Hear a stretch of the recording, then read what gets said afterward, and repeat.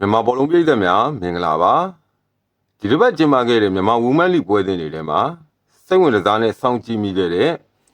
ရန်ကုန်နဲ့အေယာဝတီမျိုးသမီးတင်းတို့ရဲ့ပွဲစဉ်အကြောင်းကိုသုံးသပ်ချက်နဲ့အတူတင်ဆက်ပေးသွားပါမယ်ဒီပွဲစဉ်မတိုင်ခင်မှာနှစ်သင်းလုံးကရာမှတ်12မှတ်စီရထားကြတယ်အဲဒါကြောင့်လည်းအခုပွဲစဉ်ကအမှတ်ပေးစရာရည်တည်မှုအတွက်တိုက်ပွဲတစ်ခုလိုဖြစ်လာခဲ့ပါတယ်လက်တလုံးအနေထားလေးရAR သင်းရဲ့အခြေအနေကိုပို့ပြီးစိတ်ဝင်စားမိခဲ့ပါတယ်။ဒီပွဲမတိုင်ခင်မှာ AR သင်းကသူတို့နီးပြဦးအောင်ကျော်တန်နဲ့လမ်းခွဲထားတယ်။မိပြတဲ့ကိုမီကိုတာရှီယိုနဲ့တူပွဲထက်လာမဲ့ AR သင်းရဲ့အနေအထားကိုစောင့်ကြည့်ခြင်းခဲ့တာပါ။ AR သင်းမှာအဓိကကစားသမားတွေဒဏ်ရာပြဿနာတွေရှိနေပါတယ်။အသင်းကောင်းဆောင်လဲလိုက်ဖိလစ်ပိုင်သူဦးဘေးစန်းတော်တော်နဲ့မေထက်လူတို့အသင်းမှာမပါဝင်နိုင်သေးဘူး။စီတာရှင်နန်းခိုင်စီမြင့်နဲ့စုစုခင်တို့လိုလူငယ်ကစားသမားတွေကိုပွဲထွက်စင်းရင်မှာဆက်လက်အသုံးပြုနေတာကိုတွေ့ရပါတယ်။ရန်ကုန် United အနေနဲ့ကတော့အဓိကကစားသမားတွေစုံစုံလင်လင်ပါဝင်ကစားနိုင်တဲ့အနေအထားကိုမြင်တွေ့ရပါတယ်။ရန်ကုန် United မျိုးသမီးသင်းနဲ့ AR United မျိုးသမီးသင်းတို့ဟာဇူလိုင်လ22ရက်နေ့က YUSC ကွင်းမှာရှင်ပြိုင်ကစားခဲ့တာပါ။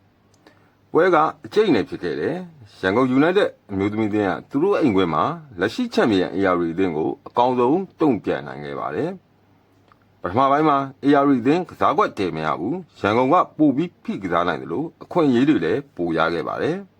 ။ဒုတိယပိုင်းမှာတော့ AR ကစားပုံပိုကောင်းလာတယ်။ဒါပေမဲ့ရန်ကုန်အသင်းအနေနဲ့လည်းဂိုးရနိုင်တဲ့အခွင့်အရေးတွေရခဲ့ပါသေးတယ်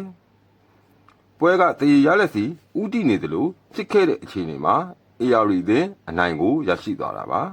။ AR မျိုးသမီးသင်းတို့အနိုင်ကိုပွဲချိန်82မိနစ်ရောက်မှရီတူပေါ်နာကသွင်းယူနိုင်ခဲ့တာပါ။ဒီကိုပေးလိုက်ရတာကရန်ကုန် United မျိုးသမီးသင်းရဲ့နောက်ခံလူတွေအာယုံစူးစိုက်မှုလွတ်သွားတဲ့အချိန်နည်းနည်းလျော့သွားတဲ့အချိန်မှာပေးလိုက်ရတဲ့ဂိုးတစ်ခုလည်းဖြစ်ပါတယ်။ဒီနိုင်ပွဲကြောင့်AR မျိုးသမီးသင်းဟာ6ပွဲကစားပြီးချိန်မှာ9ပွဲနိုင်တပွဲရှုံးရလက်နဲ့အမှတ်ပေးစရာဒုတိယနေရာမှာဆက်လက်ရပ်တည်နေခဲ့ပါတယ်။ရန်ကုန် United အမျိုးသမီးအသင်းအတွက်တော့ဒီရာသီမှာဒုတိယမြောက်ရှုံးပွဲကြုံတွေ့လိုက်ရတာဖြစ်ပြီး6ပွဲကစားပြီးချိန်မှာ4ပွဲနိုင်2ပွဲရှုံးရလက်ဖြစ်နေပါတယ်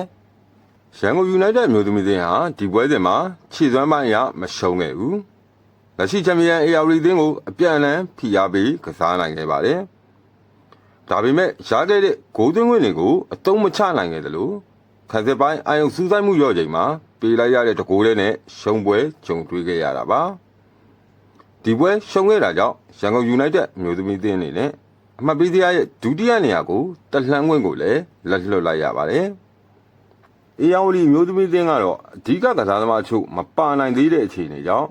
အနေငယ်ရုံးကနေရပေမဲ့လည်းလိုအပ်တဲ့နိုင်ပွဲတွေကိုဆက်လက်ရယူနိုင်ခဲ့တာဖြစ်ပါတယ်